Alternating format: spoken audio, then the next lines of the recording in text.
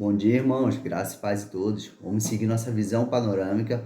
1 Crônicas, capítulo 11. Então, lembrando que Saul morreu, né? Tomou flechadas lá dos filisteus, depois se jogou na sua espada. E isso é uma história que Esdras está contando para o seu povo, que está voltando do cativeiro.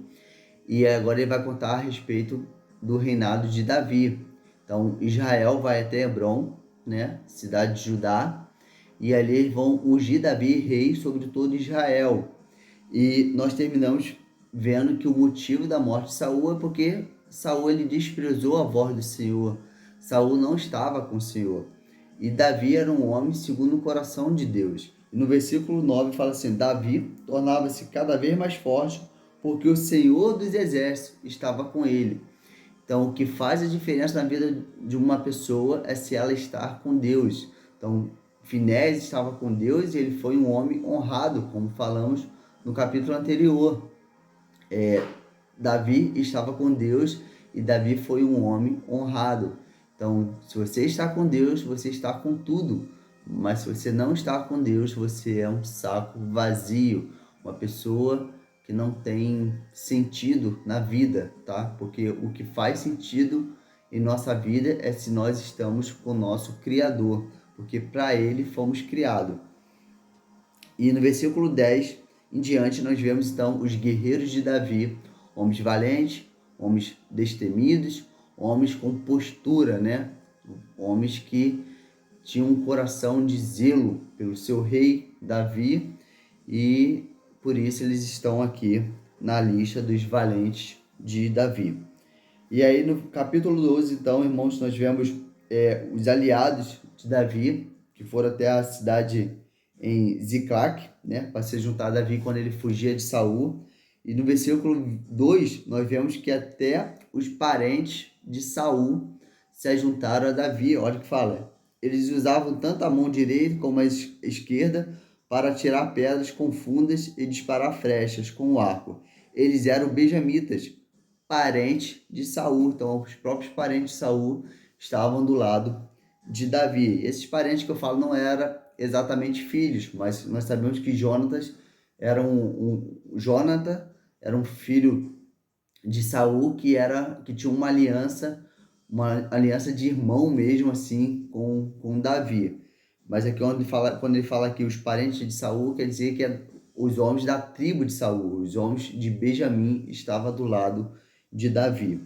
Então, Davi, ele é coroado, né, rei sobre todo Israel, e no capítulo 13 nós temos uma história linda e ao mesmo tempo triste, que Esdras, acreditando que ele seja o autor do livro, ele não deixa de contar essa história, que é a história quando Davi resolve trazer a arca do Senhor para Judá, e um homem acaba morrendo porque uma boa intenção, fora do padrão, fora da lei, ela não é significativa. Ela pode ser uma ação terrível que venha trazer uma consequência desastrosa, como aconteceu com Davi. Ele teve uma boa intenção, um coração alegre, estava festejando em trazer a arca do Senhor, mas isso custou a vida de um homem chamado Uzá, que quando o cavalo, o boi, né, eles carregaram a arca do Senhor no carro de boi, quando o boi tropeçou, a arca ia cair, e esse Uzá ele foi segurar a arca. Quando ele tocou na arca, ele morreu pela ira do Senhor. Então vamos ler? Olha, quero ler com vocês a partir do versículo 5. Então Davi convocou todo Israel, desde Sió, o ribeiro do Egito, até Lebo-Hamate, para trazer a arca de Deus que estava em Kiriat Jearim. Davi subiu com todo Israel a Baá, isto é, a Kiriat Jearim, que está em Judá, para trazer dali a arca de Deus, sobre a qual se invoca o nome do Senhor, que habita entre os querubins, entre o meio da arca ali, né? Eles tiraram a arca de Deus da casa de Abinadab e levaram no carro novo, e Uzá e Aiel conduziram o carro.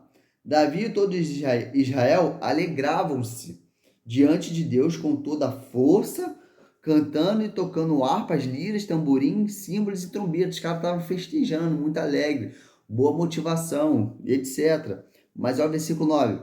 Quando chegaram à ira de Quidom, Uzá estendeu a mão para segurar a arca, porque os bois tinham tropeçado. Então a ira é um atributo de Deus, tá, irmãos? Então a ira do Senhor se acendeu contra Uzá, e o Senhor feriu por ter estendido a mão à arca, e ele morreu ali diante de Deus. Então essa ira, ela está muito associada ao zelo do Senhor, tá? Lembra lá? O zelo do Senhor consumiu Jesus, que ele preparou o chicote lá, virou a mesa dos comerciantes. Então a ira está muito associada ao zelo.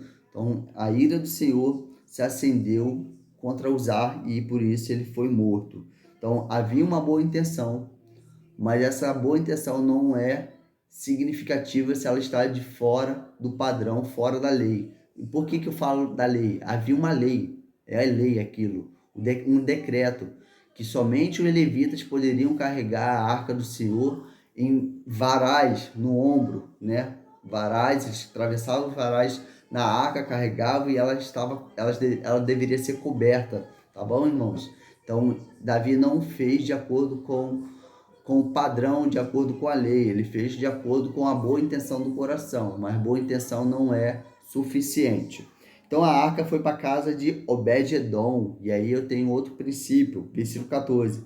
A arca de Deus, a arca de Deus ficou 3 meses com a família de Obed-edom em sua casa, e o Senhor abençoou a família de Obed-edom em tudo que lhe pertencia. Quem hospeda a presença de Deus prospera. Salmo 1. Bem-aventurado aquele que medita na lei do Senhor dia e noite, tudo que ele fizer prosperará. Então, se você quer prosperar na vida, você busque conhecer a Deus, busque hospedar a presença do Espírito Santo, desenvolva um relacionamento com o Espírito Santo, porque tudo que você fizer, você prosperará, beleza? Graça e paz a todos.